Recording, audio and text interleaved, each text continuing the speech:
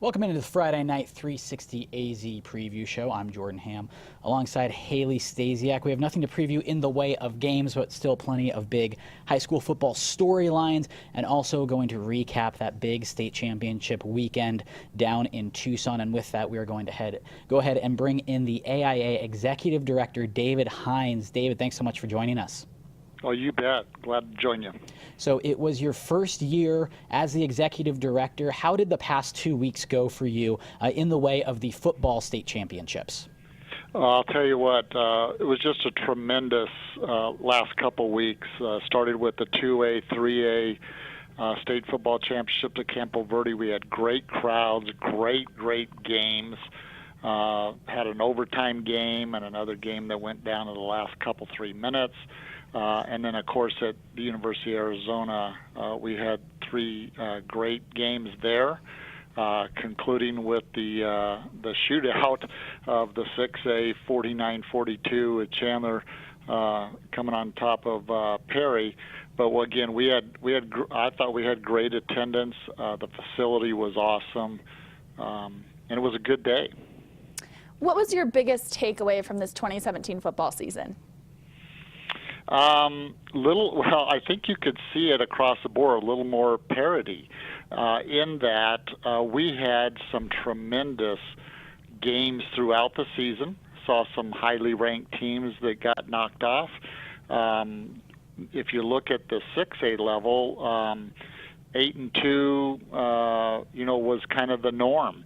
We didn't have 2 or 3 undefeated teams going in. Everybody's playing each other and knocked each other off a little bit. And even in the lower levels, the smaller schools, 2A, 3A, some of the teams that were undefeated coming into either the quarters or semifinals, got knocked off. I guess you can say that's why we play the game.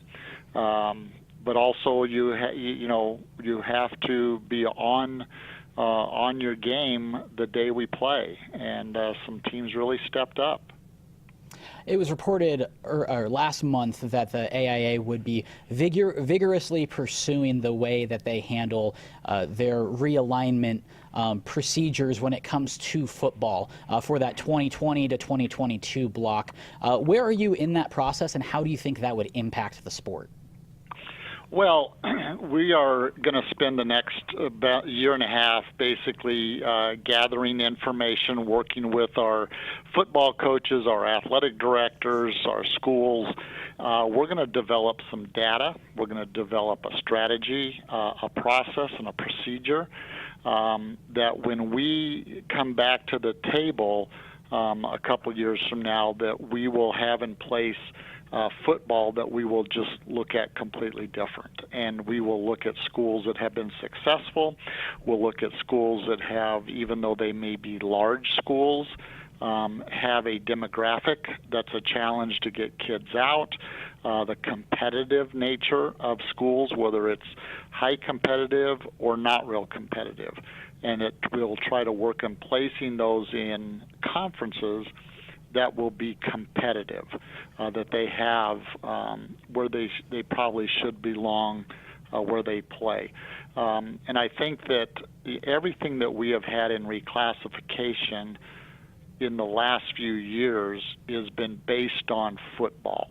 How we put teams in region, based on football. How we put teams in conferences, based on football. So if that's what we do, then we need to look at football as its own entity, and we're going to begin that process this spring. Every 2 years, there's a lot of debate about the realignment. Just what brought on the changes for them to happen this next cycle? Well, as we come in the next cycle, we're watching the conferences as they're going through the region alignment, putting teams in region. Some schools have moved up, some schools have moved down.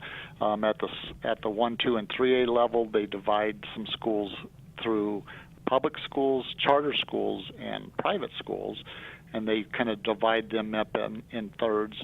And as I'm sitting there watching, again, everything is dictated off of football.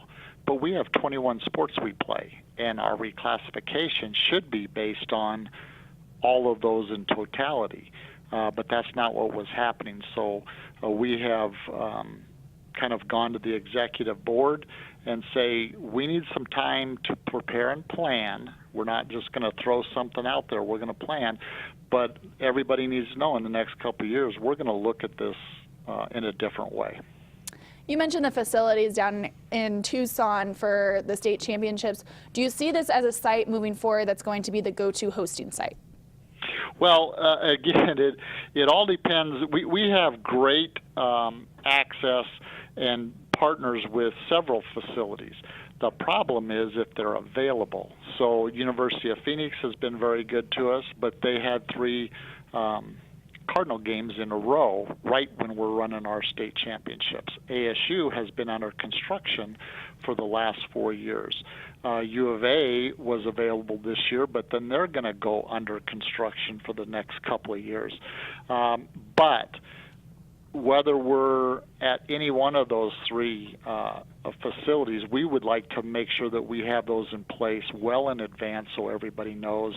But again, what's the best thing for our association, cost-effective wise, location wise, and their availability. All of the institutions, if they're available, are outstanding to work with.